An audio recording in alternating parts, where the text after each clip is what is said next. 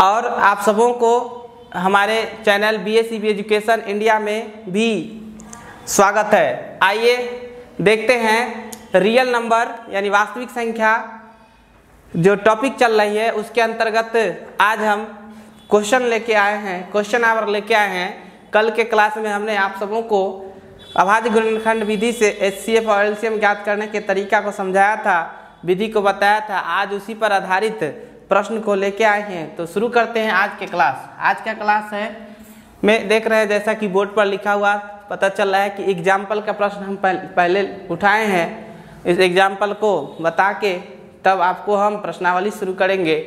तो example number 1 है कि अभाज्य गुणनखंड विधि द्वारा 96 और 404 का HCF तथा LCM ज्ञात कीजिए। तो जैसा कल सिखाए थे कि जो दिया हुआ दो संख्या रहेगा उसका फैक्टर कर लीजिए। सबसे पहले तो 96 का अगर हम फैक्टर करते हैं 2 से लगेगा तो 2 चक 8 48 दूना 96, 2 8 16 48 दूना 96 हो गया। 2 से फिर देंगे 24 दूना 48, 2 से तब 12 दूना 24, 2 से 2 छक 12, 2 से 2 तिहाई 6। क्या लिखेंगे इसको? 2 गुने 2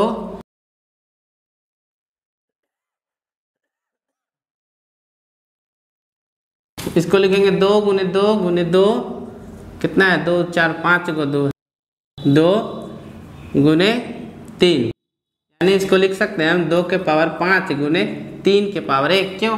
क्योंकि यहाँ से यहाँ तक 2 कितना है? 5 को है।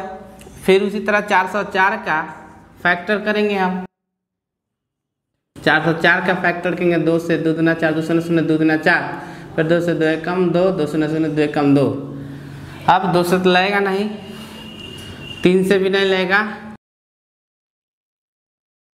तो अब अगर 7 से देते हैं तो 7 एकम 7 नहीं लगेगा, 7 से भी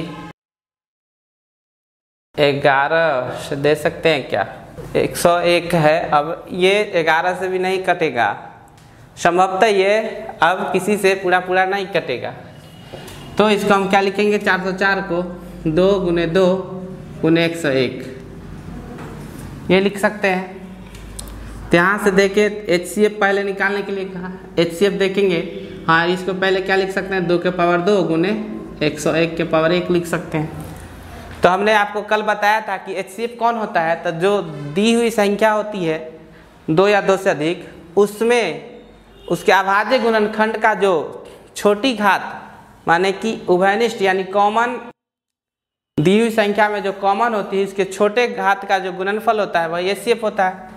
तो ये दोनों संख्या 96 और 404 का जब फैक्टर हम किए, अभाज्य गुणनखंड के रूप में लिखे, तो यहाँ 2 के पावर 5 है, यहाँ 2 के पावर 2 है। तो सबसे पहले तो कॉमन चीज़ जो देखा जा रहा है यहाँ 2 के पावर 2 इसमें भी है। तो इस दोनों में हमको क्या न्यूनतम घात लेना है। तो यहाँ ऊपर नीचे में नीचे वाला का देख रहे हैं 2 के पावर 2 है, तो यही न्यूनतम घात हुआ, छोटी घात यानी 2 के पावर 2 ले लेंगे। ये बाद बाकी आगे तो कॉमन है नहीं, तो HCF में होता है जो कॉमन होता है वही लेना है। और खासकर न्यूनतम घात तो गुना में कुछ नहीं, यानी 2 के पावर 4 मैंने 2 के पावर 2 का मतलब 2 दूना 4। HCF जो होगा दोनों का कितना हुआ? 4। फिर कहा था LCM भी निकालिए। तो LCM के बारे में हम कहे थे, कि इसमें 2 या 2 से अधिक संख्या का जब हम LCM निकालेंगे तो उसमें अभाज्य संख्या के गुणनखंड के रूप में जो होंगे उसमें अधिकतम घात के संख्या का गुणनफल होगा वो लेंगे, और जो कॉमन नहीं होगा उसमें वो भी लेंगे। तो यहाँ देखते हैं तो यहाँ अधिकतम पावर कितना है? 2 के पावर 5, तो ये लेंगे, गुने ये 3 नहीं मिला है ये भी लेंगे, और गुने 101। तो यहाँ पर देखते हैं कितना हो जाएगा। 2 के पावर 5 का मतलब हुआ 4 दूना 8 दूना 16 32 हुआ, गुने 3 गुने 101 गुना करते हैं तो 3 तिहाई 9, 3 दूना 6, 3 तिहाई 9, 96 के गुना 101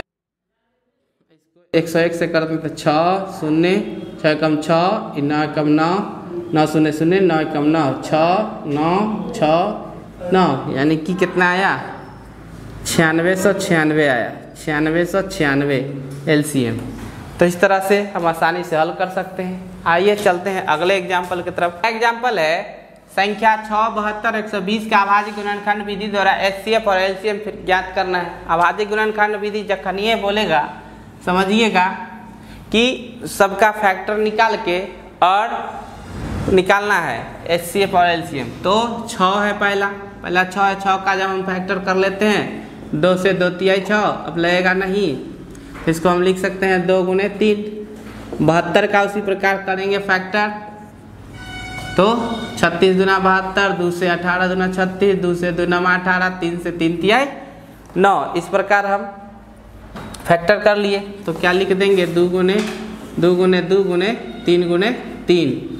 और जब 120 है अगला संख्या, 3 गो इसमें संख्या दिया, तीनों का फैक्टर तोड़ेंगे, 2 से देंगे 120 में तो 60 दूना 120, 2 से 30 दूना 60, 2 से देंगे 15 दूना 30, 2 से तो लगेगा नहीं, अब 3 से 3 पचे 15, यानी कि 120 को लिखेंगे 2 गुने 2 गुने 2 गुने 3 गुने 5 लिखेंगे।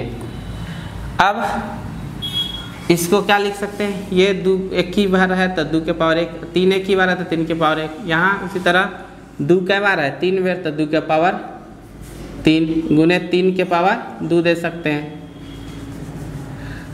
2 के पावर 3, 3 के पावर 2।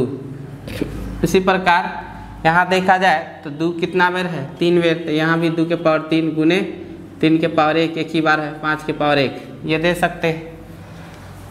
इस प्रकार जब हम फैक्टर निकाल लिए तब देखेंगे HCF है पहले निकालना। तो HCF के बारे में क्या कहा गया है कि दी गई संख्या 2 या 2 से अधिक जो भी संख्या दिया रहता है उसमें जो कॉमन आता है, उसमें कॉमन जो आता है उसके न्यूनतम घात यानी कि छोटी घात का जो गुणनखंड होता है वही लिया जाता है।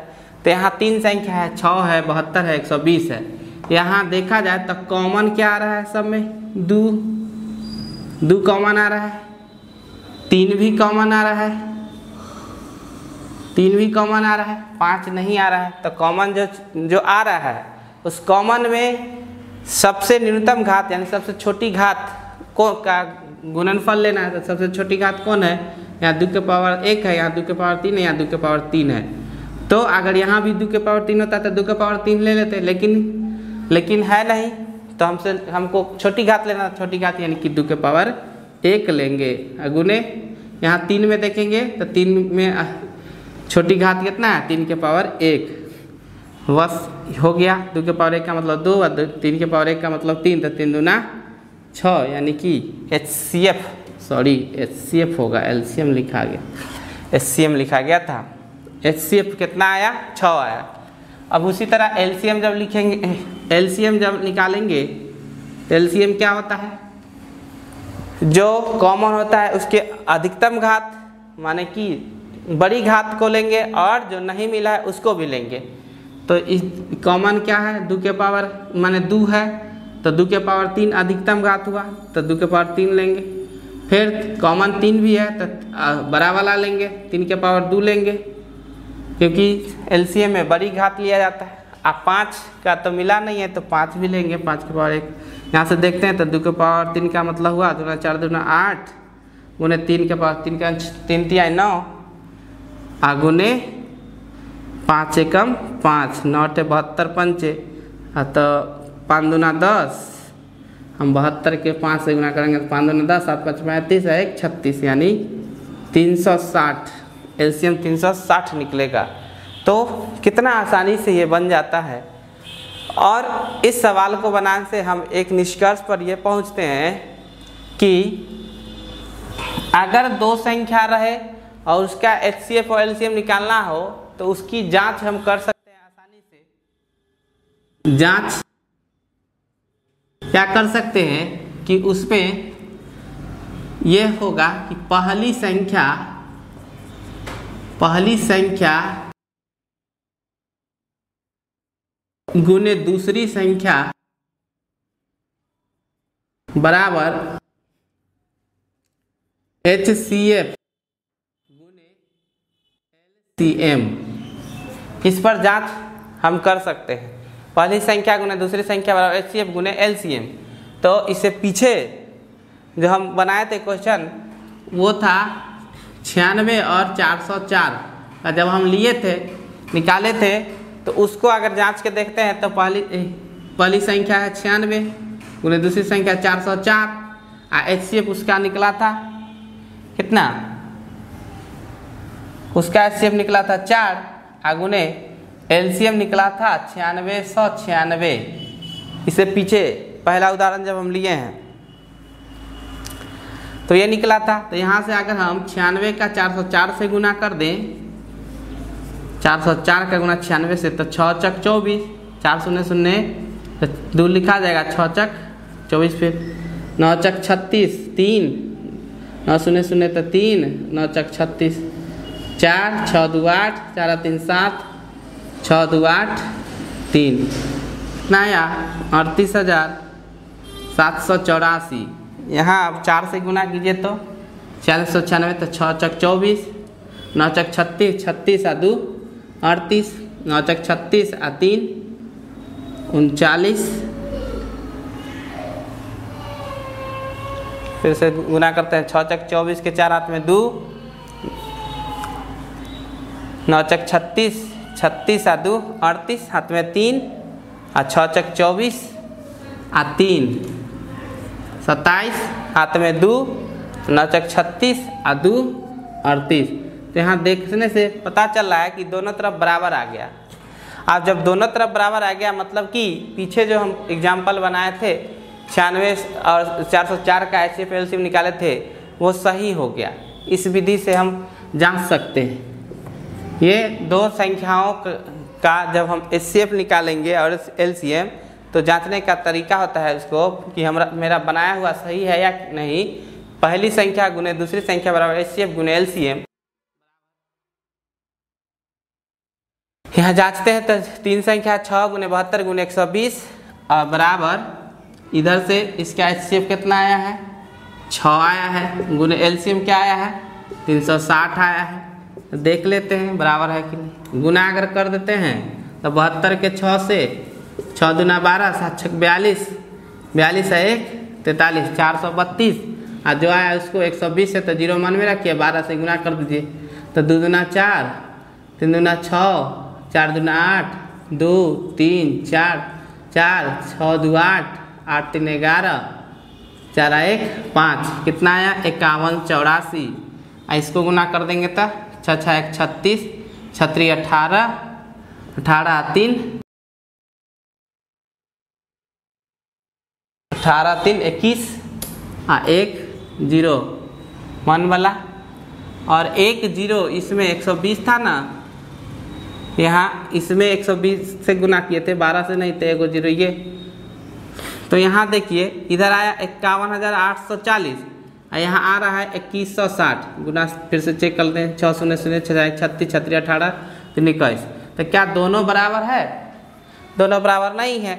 तो हमने क्या कहा था कि 3 संख्याओं का जांच सही नहीं होता है।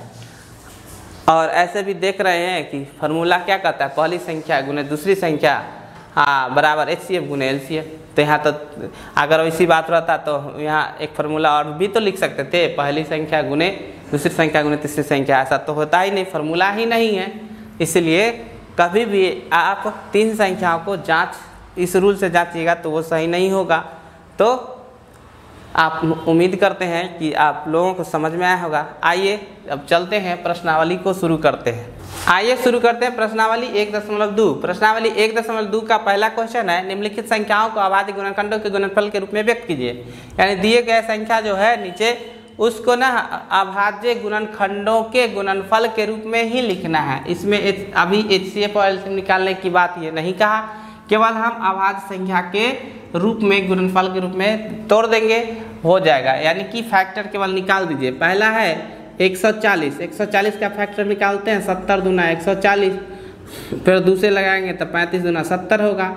फिर अगर हम इसको 5 से लगाते हैं 5 7 35, तो इस 140 को क्या लिखेंगे 2 गुने 2 गुने 5 गुने 7, यानी कि इसको लिख सकते हैं 2 के पावर पावर 2, 2 है 2, 5 के पावर 1 गुने 7 के पावर 1, 1 लिखिए या ना लिखिए, एक बात एक ही होता है। तो इसी प्रकार इस प्रश्न को हम हल करेंगे। जैसे कि दूसरा प्रश्न है, नहीं समझे तो एक बार समझ लें। 156 का अगर हम फैक्टर करेंगे तो 2 से ले आया था कितना, 2 से देंगे तो 2 7 14, 2 8 16 78 दूना, फिर 2 से देंगे तो 39 दूना, फिर अब 2 से लगेगा नहीं तो 3 से देते हैं 13 3 39। तो 156 के बदले हम क्या लिख सकते हैं, गुणन 156 को हम लिख सकते हैं 2 गुने 2 गुने 3 गुने 13, यानी 2 के पावर 2 गुने 3 के पावर 1 गुने 13 हो गया। यहाँ पर भी आप छोड़ सकते हैं इसको। तो यही तो है अभाज्य गुणनखंडों के गुणनफल। अभाज्य गुणनखंडों के गुणनफल 2 और 3 चाहे 5 और 7 ये सब क्या अभाज्य संख्या ही तो होती है। तो इस प्रकार उम्मीद है कि आप सब भी, तो इस तरह से हम आसानी से इसको हल कर सकते हैं। उम्मीद है कि आप सब भी आगे जो प्रश्न 2 छूट गया है 3 4 5 वो बना लेंगे। तो इसी के साथ हम अपने क्लास को हम यहीं पे समाप्त करते हैं। तब तक के लिए आप लोग जहाँ भी रहें स्वस्थ रहें, सुरक्षित रहें। जय हिंद, जय भारत।